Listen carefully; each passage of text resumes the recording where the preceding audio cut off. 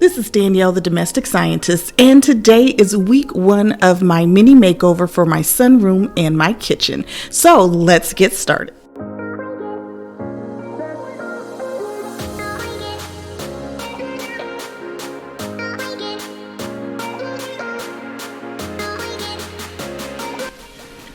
Alright, so I'm going to start off by showing you guys my Houzz idea book, and these are the photos that I've been saving for kitchens.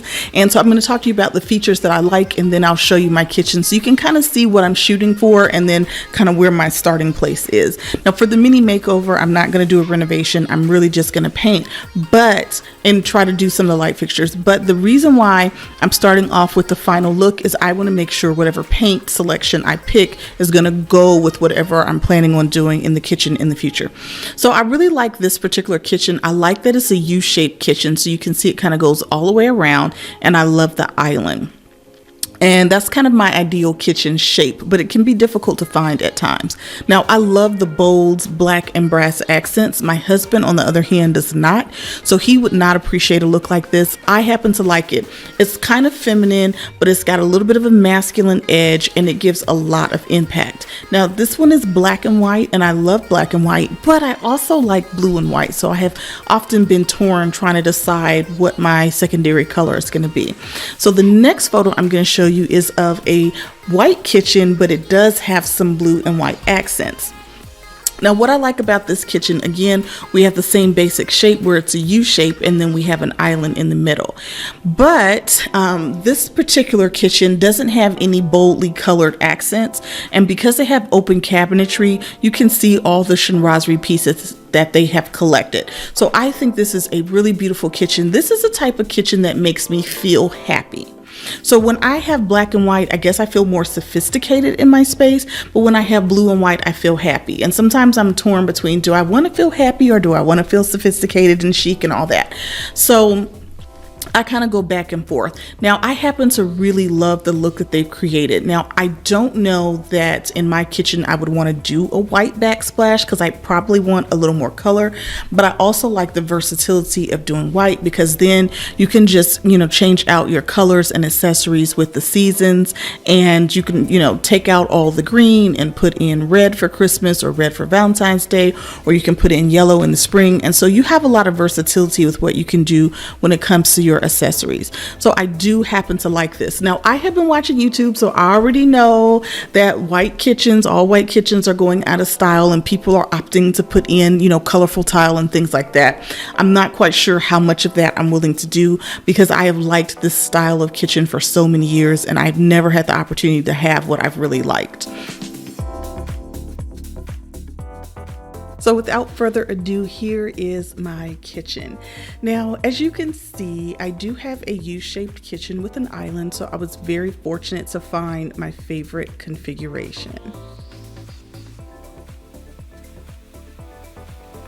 So the things that I really like about the kitchen, I love the white cabinetry because that is just my favorite. And that's one of the most expensive things to change about a kitchen. So the fact that I don't have to worry about the cabinets is a definite plus for me. The other thing that I like about the kitchen is it is pretty large, and I think that it's wonderful to have the space that you need. I like the fact that my gas range is on the island because I don't have my back turned to people while I'm cooking, and actually because the range is in the island, I can cook side by side with my husband. So back to the inspirational photo for a moment. Even though my kitchen is configured slightly differently, it's still U-shaped, still has an island, still mostly white.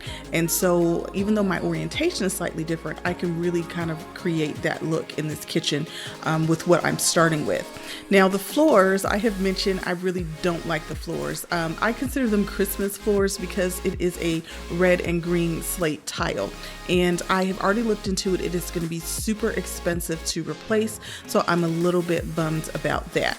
On the other hand, the granite. This is, I think, a color called Uba Tuba. I don't really care for it because it's actually green. So this is kind of like my whole Christmas kitchen. Now, even though the granite is green, honestly, most of the time it looks black except for when the sun is directly beaming onto the granite. So in a few years, I am looking to change out my countertops. I'm thinking to go with a white quartz that looks like a marble because I really love marble, but it's not really the best material to use in your kitchen. But for the scope of this project, for this mini makeover, I definitely want to paint. I'm thinking to change my kitchen faucet, potentially the hardware if I can find some affordable hardware. Since I have such a large kitchen, it's going to take a lot of different drawer pulls to get the whole thing done. I'm also wanting to get a new light fixture because I have that old school fluorescent fixture. But the thing about the fixtures is because I have so many rooms around the house where I want to change out the lighting, I'm trying to kind of virtually put together a lighting collection, and then once I know what all of the rooms are going to look like when it comes to lighting, then I'll start ordering those pieces one by one, just because I want to make sure that I have a cohesive look across these rooms. Okay, so that's the kitchen, and now I want to move over into the sunroom because these two rooms really do flow into each other. So the next picture I'm going to show you is what I was envisioning in my bay window area because it is right off the kitchen. So I thought because I have a formal living room that I could have like a casual seating area in the bay window, and that I thought it would be really nice to do 4 chairs and have an ottoman in the middle. So this was my initial plan for my bay window. I'm not quite sure if this is something I'm going to do simply because I did start working and I am going to be working from home full time. Whereas my husband works from home part-time, and so now we need 2 dedicated workspaces, and I'm thinking of using the bay window as a second office space, but I'm not really sure. So if it does not become an office space, eventually I'm going to do a look like this. I'm just not really ready to commit. Now the other thing is she's got a lot of black and white and green. I would take out all of the black and white and some of the extra green, and I would just substitute it for blue. So I would do, you know, a neutrally colored paint, but then I would do a lot of blue and white accents and put my chinoiserie in the sunroom, and I would have it flowing into the kitchen. So that's kind of my thought process for this space. Now this particular photo is just a different photo. This is not done by Rebecca. I don't know who this is by, but I like the fact that they have a dark table. My kitchen table is dark as well. I love the chandelier, and I think that the green accessories really pop with the black and white kitchen. So what my thought process is, because I have a dark table like this, I could do a tablescape like this, adding the green accents if I wanted, or in my case substituting the green accents with blue accents. It will look really nice with a nice chandelier like this, and this would flow well into the kitchen depending on what direction I went for kitchen decor. And so this is just a picture of how Rebecca Robeson's dining table looks with her seating area. And so I thought, okay, these 2 rooms flow well together, and I could try to reproduce something similar to this since I'm going to have a dining table space and also a bay window. So my space is not completely linear. I have a linear area for my table, but then I have that bay window. And so I thought this right here would look really good with the space that I'm working with. So for the scope of this mini makeover, I'm thinking to go ahead and paint the sunroom. I'm also going to look for light fixtures for the sunroom as well, although I'm not sure how many I'm going to purchase. And I really need to get a bench for the other side of this table. Now that's something that's been pressing for me for such a long time. So I have this black table, and then I have a bench with a back on it, and it looks like a church pew. But on the other side, I wanted a backless bench so that when you are sitting at the table, you can turn around and look and converse with people in the kitchen. So I did a quick internet search looking for a dining bench. Now I happened to see this one at Haverty's, and I saw this a little bit over a year ago when I bought my table, and I really love this bench. Let me show you just a plain picture of it. It is beautiful. It looks well made. I like the fact that it has 6 feet instead of 4 because this gives you extra support, so it should be able to theoretically support more body weight, which is a good thing because you want to sit at least 2 people on this bench. Now this is a 64-inch bench, which I think is really great because my bench is about 65 inches, the one that has the back. So I thought these would pair nicely. Now, the thing that I started to notice, especially after I've been watching videos about paint, is that even when you're looking at woods, a lot of them have undertones, and the undertones are slightly green and brown on the table that I have. Although, and it's the same with my desk, but my bookshelf, it's actually got brown undertones. So that is kind of frustrating. So I'm trying to make sure that I get a bench that's really going to look good with my table. Now this one is at Haverty's. It's about $400, and I really didn't want to pay that much for it. However, I couldn't find anything that I thought was a better match so far. But then this is where things got crazy. So I read the reviews, and there are only 2 reviews, and they're very polarizing, which is very frustrating. So one person has a 5-star review, another person has a 1-star review. So of course I started with the 1-star review. This is just 6 months old, and the lady was like, the paint is peeling and they won't do anything about it. So she's really frustrated. And so now another lady looks like she purchased hers, but that was over a year ago, and she's having a great experience with it. So I'm wondering if it has anything to do with just the lumber supply, the supply chain, and just what's going on around the country, because you can order stuff right now and it takes a long time to get what you want. So I'm tabling that for now because I'm going to keep searching for a bench with better reviews that looks like it's going to really support, you know, maybe 400 to 500 pounds. So back to last week's follow-up. So last week I went curtain rod shopping at Restoration Hardware, and I ordered my curtain rods. Now I was hoping that they would arrive so that I could do an unboxing for you guys this week, and so that I could do a shop with me this week for the actual curtains. Well, that didn't happen because there is a delay on shipping. So I'm kind of frustrated about that. But on the other hand, if you guys remember this chandelier, I saw this chandelier on the showroom floor and I was like, oh my God, it's so beautiful. So I am going to start looking for a dupe for that piece. Okay, so I went over to the Restoration Hardware website hoping to find more information about this unit, and oh my God, it is $5,700 for members. And I was like, okay, that's way too much money, but it is really large. The dimensions on this one is 44 inches in diameter. So it's a really large light fixture. And because I have high ceilings, I could go for a light fixture this large, or I'm thinking maybe I could hang it lower if I didn't get one this big. But I'm going to go ahead and start looking around for some really nice alternative solutions.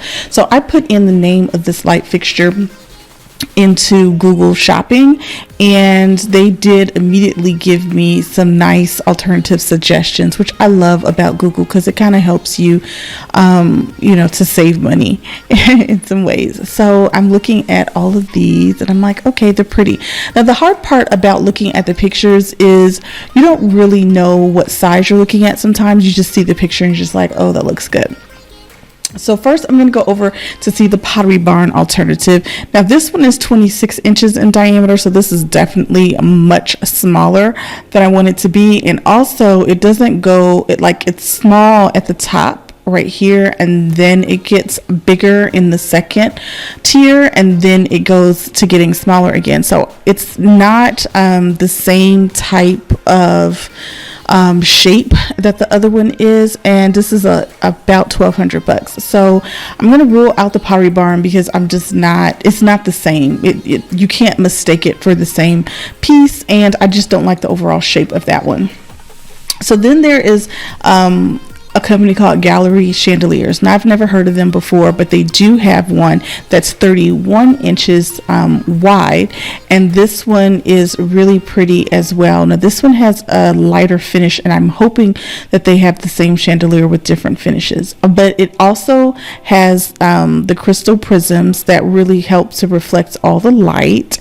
It's very pretty, and this one is $714. So now we're getting closer to a price range where I'm comfortable, where I think it's going to make a nice statement. I am a little bit concerned with the size of this one. So they have other pieces also in their collection at this website, and I do see that they have one that is $1,600. Now this one, the width is about 44 inches. So this is a really good option. It's 10% off today, which is amazing, but still is $1,600 for this light fixture. And I'm not familiar with this company, so I don't even know if I'm going to get the same quality or anything if I was to go with this company. So that's one of those things where I'm going to continue to do some research, but this one is so pretty. So one of the things that I'm trying to learn a little bit more about is really what size light fixture do you need to get for a particular size of room, and then how much light does it need to give off, like how much wattage, because right now I think mine takes 460 watt bulbs, I believe, but I just need to figure, and I feel like the room is a little dark at night. Now I am going to call in an electrician at some point and get some recessed lights installed as well, so I won't have to have as much light coming from the fixture itself. But I do want to know, if the fixture is going to be too small that high up, and I'm not sure exactly how high up I'm going to hang it. Now Houzz has an alternative item as well, and this one is a 5-tier crystal chandelier, and this particular one is a 31-inch width as well, but it's a lot cheaper. So I think this one is a really interesting alternative. I just don't like the fact that the picture isn't very clear and they just give you the one picture. So I kind of feel like it puts me at a little bit of a disadvantage, because I don't even know if the quality is the same. And I do see that they have a 7-tier unit down here. I'm gonna click on this one to see, and this one is $2,300. So again, it's about half the price of what Restoration Hardware is charging, but it's a really the same size. So I think this one is really nice as well. But again, this one has 3 reviews. It's by Italian Concepts, and I'm not familiar with them either, but the good thing is they do have multiple reviews and they're all 5-star. So I think this is something to take into consideration. I just don't want to pay $2,300 for a light fixture. Now the thing about the light fixtures though, if you were to spend that much money and then you were to sell your house, you can kind of tack that on, but then you still have to pay the upfront cost. Now this one says it's 7-tier. It's a 32 inch width, and it's $1,700. So this one might also be something to consider as well, and it's also by Italian Concepts.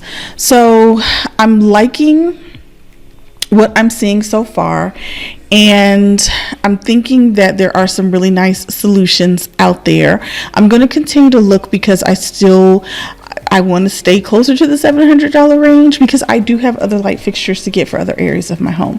But at least I feel like I found something that might be a comparable Restoration Hardware dupe. So yeah, I'm pretty happy with that. All right, so that is it for my online shopping. Now, I did order some items for my upcoming Chinoiserie collaboration video. So next week, I will be doing a little bit of a haul and showing you the things that I was able to purchase. Hopefully, my curtain rods will be here, and if they are, I'll be doing an unboxing, and for sure, I will be giving you updates on my kitchen project. So I'm Danielle, the Domestic Scientist. Be sure to like, comment, and subscribe, and I'll see you next time.